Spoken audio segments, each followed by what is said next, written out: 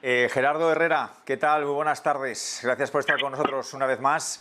Y le quería preguntar, ¿cuáles fueron los últimos datos de inflación en México? Manuel, muy buenos días desde México, muy buenas tardes España.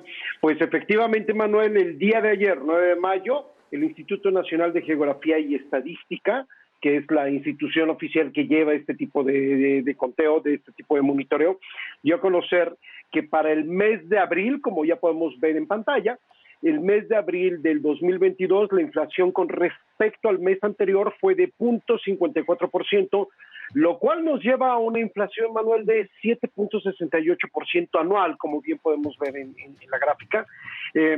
Y pues vaya, yo creo que se ve claramente que la tendencia al alza continúa. Acabamos de oír a Biden justamente respondiendo preguntas sobre la inflación, la preocupación sobre la inflación. A Powell la semana pasada hablando sobre la inflación, es el tema de este momento. No habíamos tenido una inflación de este nivel en mucho tiempo.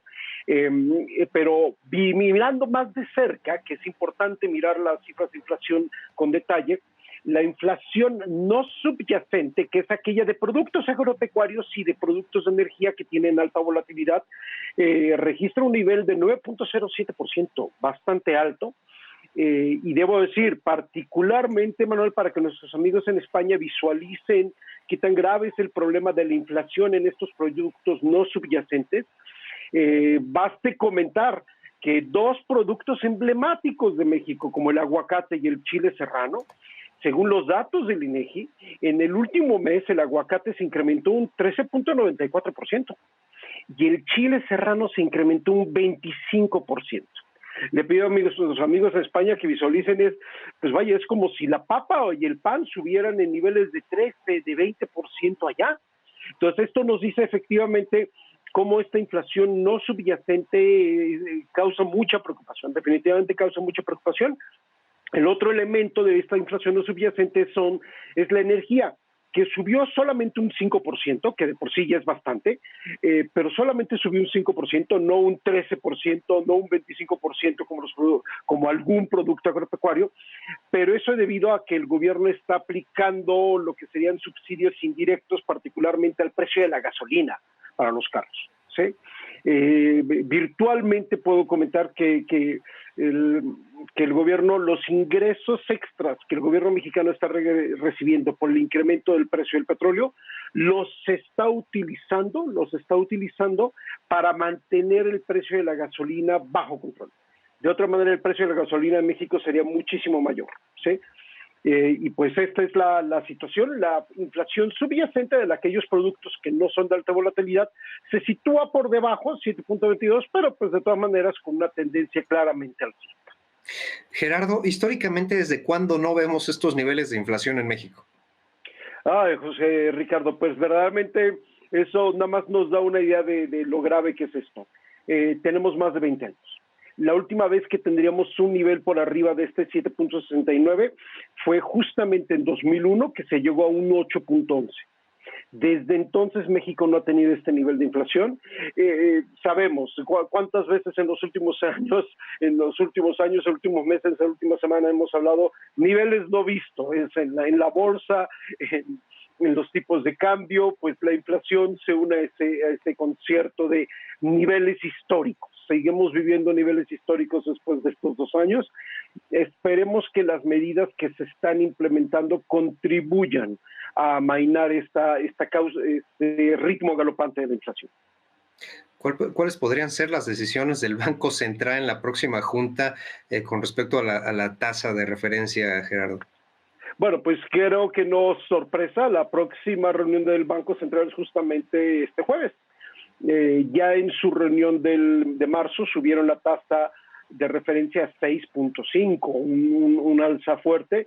Yo creo que no hay duda que esto contribuye pues a la percepción de que el Banco Central volverá a subir las tasas de interés.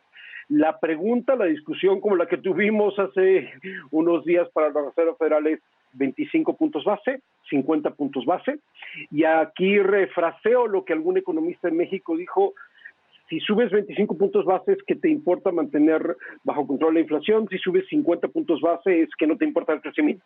Estos dos extremos. Sí hay que subir, pero no demasiado porque le vamos a poner un freno a la ya dañada recuperación económica. No me atrevo a especular.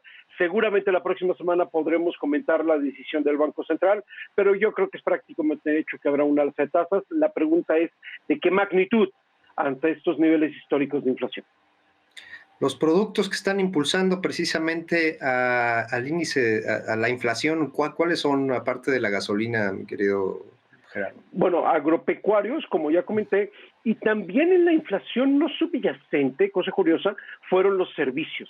Los servicios creció más que los productos físicos. Entonces, de alguna manera, bueno, pues esto es señal de la reactivación económica, pero efectivamente es algo que no se esperaba. Entonces, sí tenemos ciertas señales amarillas, tanto en productos no subyacentes como productos subyacentes. Esperemos que no se conviertan en señales rojas.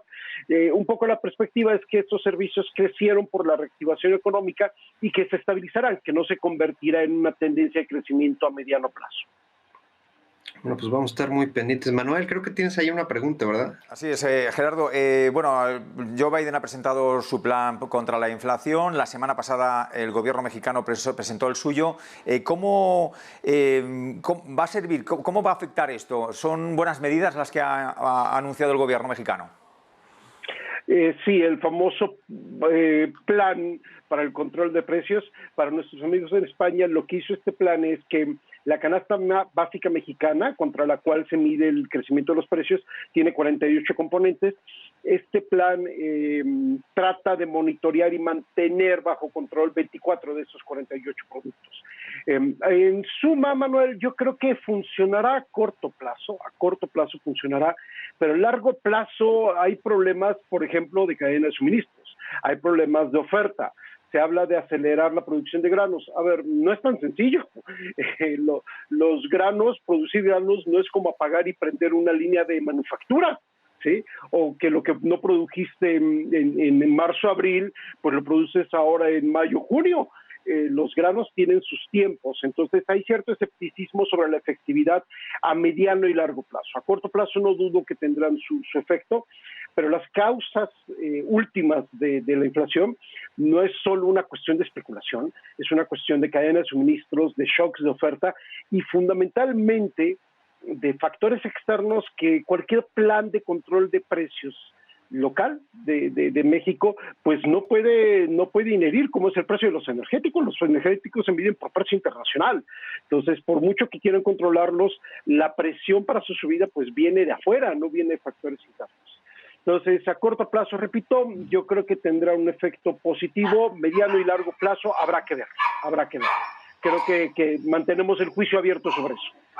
Y bueno, nada más para cerrarlo, Gerardo y Manuel, la semana pasada dio a conocer precisamente el exgobernador de aquí de Banco de México, Agustín Carstens, que ahora ya es presidente allá en el Banco Internacional de Pagos, pues este nuevo cisne verde que se espera. Entonces, pues siguiendo precisamente esa tónica, todo el cambio climático, bueno, con temperaturas de casi 40 grados en el norte de México, que es donde se producen más todos estos granos, pues vamos a ver qué tan retador es esta decisión.